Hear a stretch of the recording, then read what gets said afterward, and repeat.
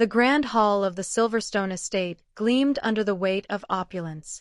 Gold-trimmed table settings, chandeliers that sparkled like frozen stars, and a sea of elegantly dressed guests created the perfect backdrop for the wedding of Carter Langston, tech entrepreneur, millionaire by 30, and social media darling. Everything had been orchestrated to perfection, and Carter wouldn't have it any other way. He liked control, especially when it came to perception. He stood near the altar, tuxedo sharp, hair sleeked back, smile wide. The whispers among guests weren't just about the wedding, but the guest list, specifically one peculiar name, Eva Moreno, his ex-wife. "Why is she even here?" someone murmured near the wine bar. "It's Carter's idea. Something about showing how far he's come," came the smug reply. In truth, Carter had invited Eva with a single goal: to humiliate her. They'd married young, back when Carter was just a broke software developer with big dreams and a bigger ego. Eva had supported him through late nights and failed pitches, working 2 jobs, skimping meals to pay rent, while Carter obsessed over code. But when the money finally came, an app sold to a venture capital firm for 7 figures, Carter changed. The long nights at the office weren't about building something anymore. They were about avoiding her.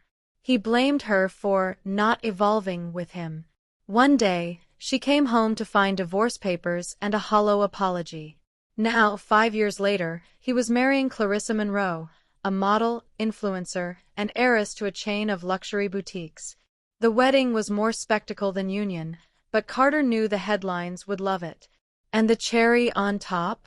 The ex-wife in the corner, forced to witness his glow-up. A trumpet blare announced the arrival of the final guests.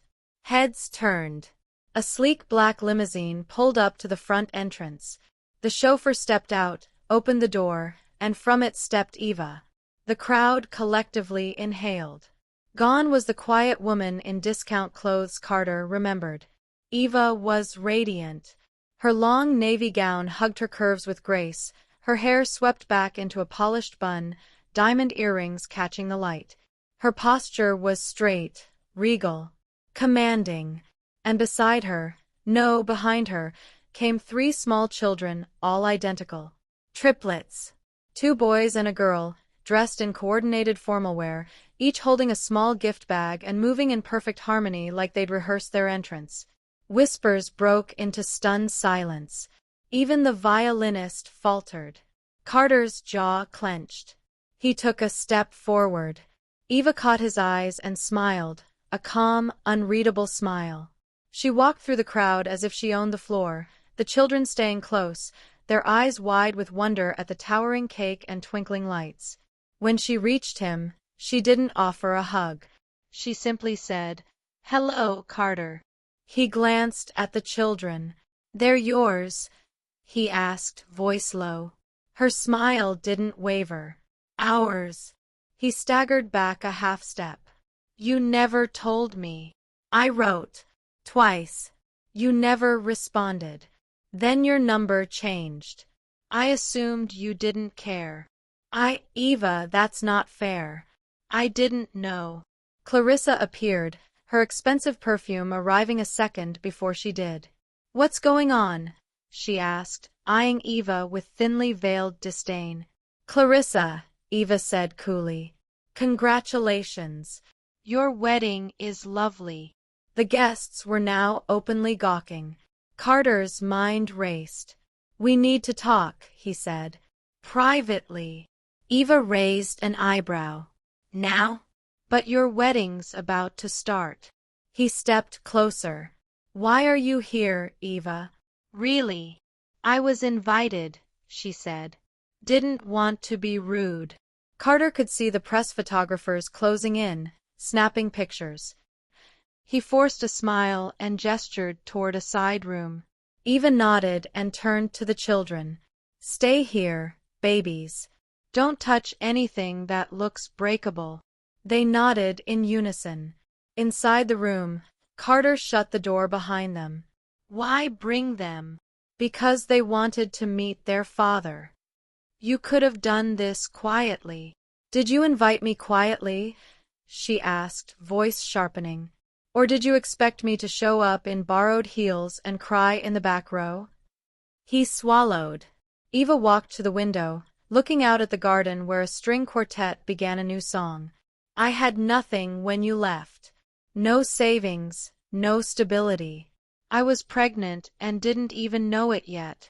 You should have fought harder to reach me. She turned to him, fury and grace dancing behind her eyes. I fought to stay alive, Carter. To raise 3 kids on a waitress's salary while finishing my nursing degree. I didn't have time to chase a man who chose to vanish. He was silent. Eva's tone softened.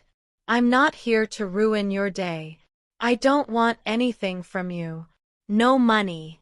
No drama. I just wanted you to see what you missed. A knock at the door. One of the triplets peeked in. Mommy, someone gave me a cupcake. Can I have it? Eva chuckled. Just one. He grinned and ran off. Carter stared after the child, something heavy catching in his throat. His name is Julian, she said. The other boy is Mateo. The girl is Lila. He nodded slowly. Eva opened the door to leave, then paused. Clarissa is beautiful. I hope she loves you for who you are now, not just for what you have. She stepped into the hallway. Carter didn't follow. As Eva rejoined the reception, the guests parted for her like water for a ship. The triplets ran to her side, and together they walked toward the exit, past the cake, past the whispers, past the stunned silence. The limo door opened once again, and she ushered the children in. No bitterness, no regrets, just closure. As the vehicle pulled away, a single question echoed in Carter's mind. Who had really won? Let me know if you'd lick.